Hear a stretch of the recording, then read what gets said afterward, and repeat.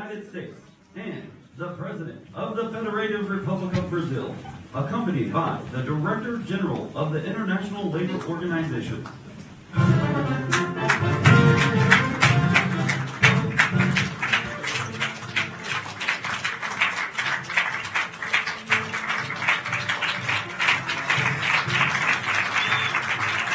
Thank you.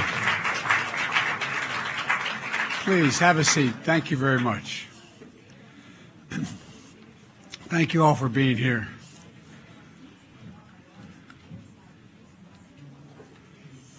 When the press stops doing verbal interviews, we'll get going. Growing up in my household, my dad used to have an expression, for real. He'd say, a job is about a lot more than a paycheck. It's about your dignity. It's about respect. It's about being able to look your child in the eye and say, honey, it's going to be okay, and mean it. That idea is at the heart of my economic vision to rebuild our economy from the middle out, the bottom up, not the top down. Because when that happens, the middle class does fine, and the labor unions built the middle class in America. But secondly, the poor have a shot up, and the wealthy still do very well, except they don't pay enough taxes. That's a different issue. And that vision is powered by a strong labor movement. That's why in America I'm proud that my administration is characterized as the most pro-union administration in American history.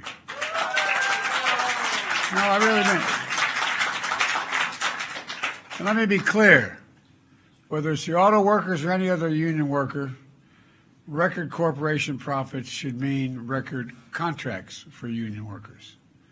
Today, I'm proud to stand next to a group of leaders who feel the exact same way as we launch our new Partnership for Workers' Rights. Over the last few days, the nations of the world have talked about climate change, sustainable development, food security, economic resilience. But we know our progress on these challenges depends on our workers. They will drive our clean energy transition.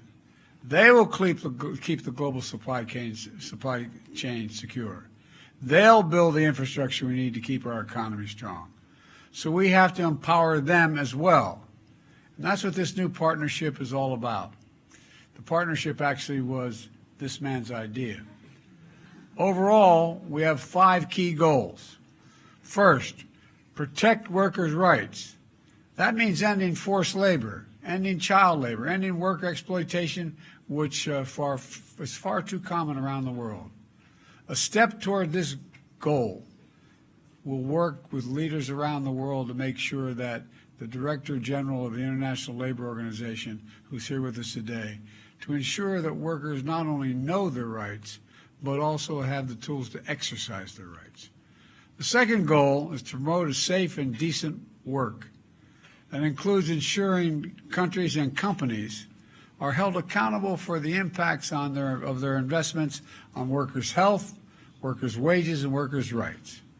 And the third element of this is we will advance a worker-centered clean energy transition. Folks, as I've told labor from the very beginning, when I think of climate change, I think of jobs. Jobs. That's why as we ramp up our production technologies like solar and smart grids and doubling down on our efforts to ensure the transition to a fair and significant opportunity for workers in their communities. Fourth, we're going to harness technology to benefit workers. That means ensuring the new technologies like artificial intelligence and advanced platforms work for working people.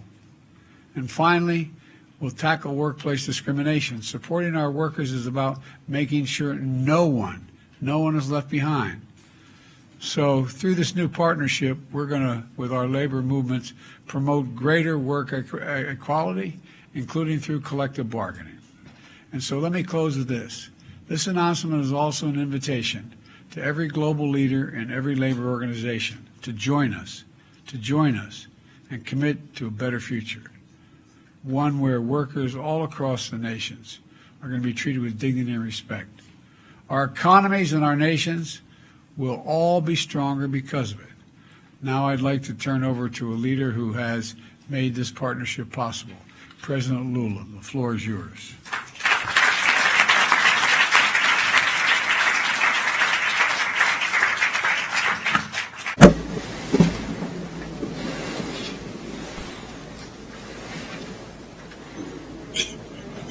Well, first of all, I would like to greet President Biden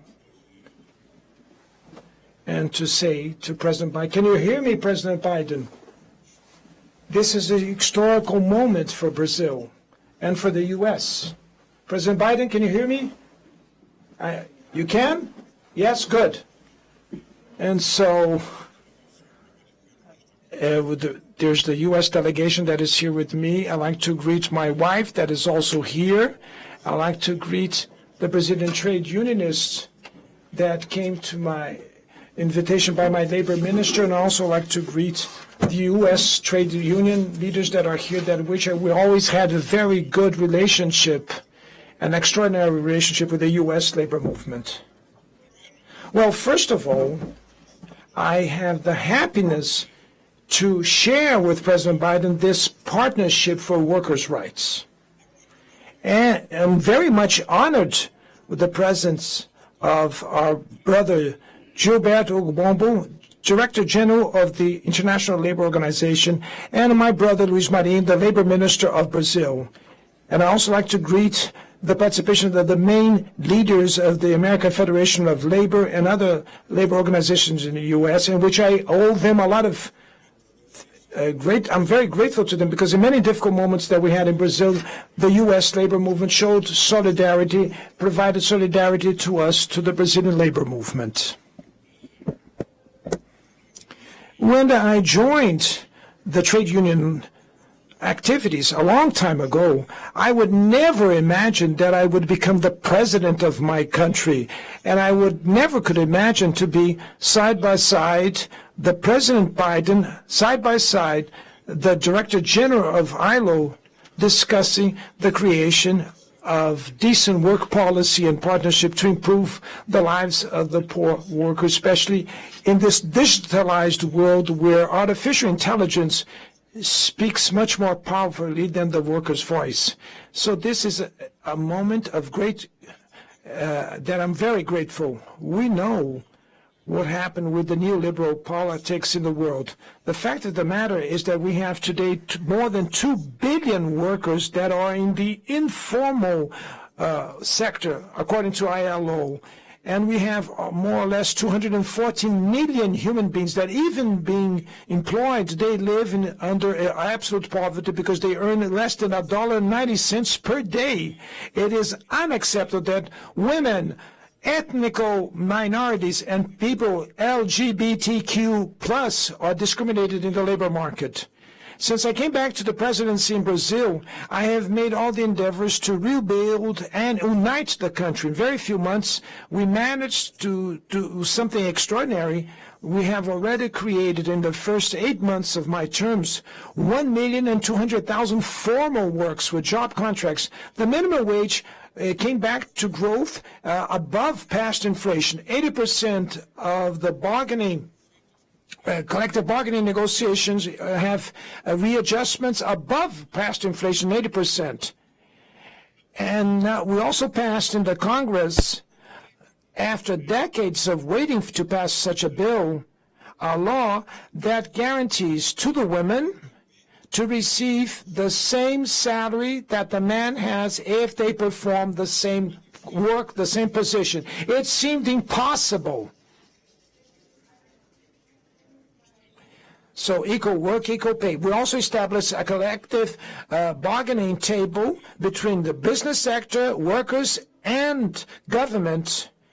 And this round table, this forum, which we're going to develop not only a decent work or a decent job perspective due to the digital platforms that use precarious work, but we also want to create maybe a new framework in the function of labor and management, a relationship of the 21st century that is civilized, but also agreeing with what President Biden said, all people that believe that weak unions will make that the employer and the businessman earns more and the country will win. They're mistaken. There's no democracy without strong trade unions, because the trade union effectively is the one that speaks on behalf of the worker to advocate for their rights. I have already said to the U.S. American trade unions my admiration for President Biden's vision that he has vis-a-vis the trade unions comes from the very first speech that he did in his inauguration, when he said, and I quote, "The wealth of the U.S. was not made by the business sector, it was built by the workers." This is the most pure truth, and we will make of the energy transition an extraordinary opportunity to reindustrialize and maybe to make the jobs become quality jobs. We are working directly with some urgent things, President Biden, that is our commitment: the protection of workers' rights, promoting decent work through public and private investments, fighting discrimination in the workplace, approach centered on the workers in the transition for clean energies. And for last, the use of technology in terms of digital technology in pro of decent work. This initiative, President Biden, will be taken forward by the U.S. President and by me in all the international forums that will participate. Brazil will chair next year the G20, and so we will chair then afterwards in 2025 the BRICS process, and then we'll have COP30 in the 2026 in the heart of the Amazon region. All these forums, and I can reassure the workers and assure you all that we will be working and trying to build conditions so that all the rulers in the world will accept the protocol that the ones that we're doing here, because all human beings, men or women, black or white, they have the right to decent work. Thank you very much.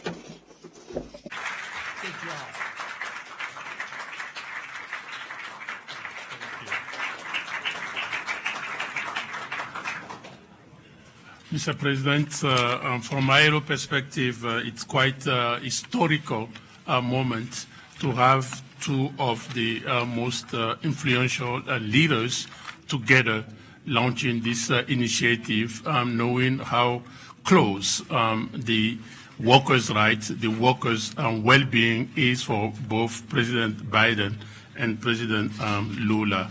ILO has been working for more than 100 years to advance the cause of social justice and decent work. And our unique tripartite governance structure gives workers, employers, and government equal status in our work.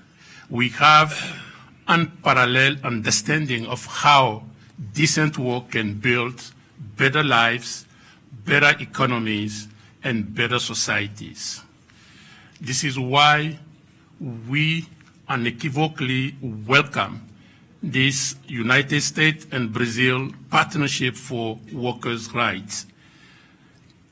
While listening to President Biden highlighting the key element of the partnership, it just reminds me of our own mission. Not only the rights, fighting for the rights against exploitation, against child labor, against forced labor, fighting against discrimination in all forms of discrimination, as President Lula reminded us, the accountability and the role of the private sector, the impact of technology, including artificial intelligence, is not anymore just the blue collar, but both the blue collars and the white collars, and the just transition about job, about not leaving anybody behind. Those are very critical to ILO mandate. So decent work empowers workers to organize and to negotiate. It fosters social justice with essential if people are to have the brighter future, which is the reason why all of us are here. So from ILO perspective, we are so committed to really be part of this initiative, and I can promise you that we will do our very best not to deceive you, Mr. President.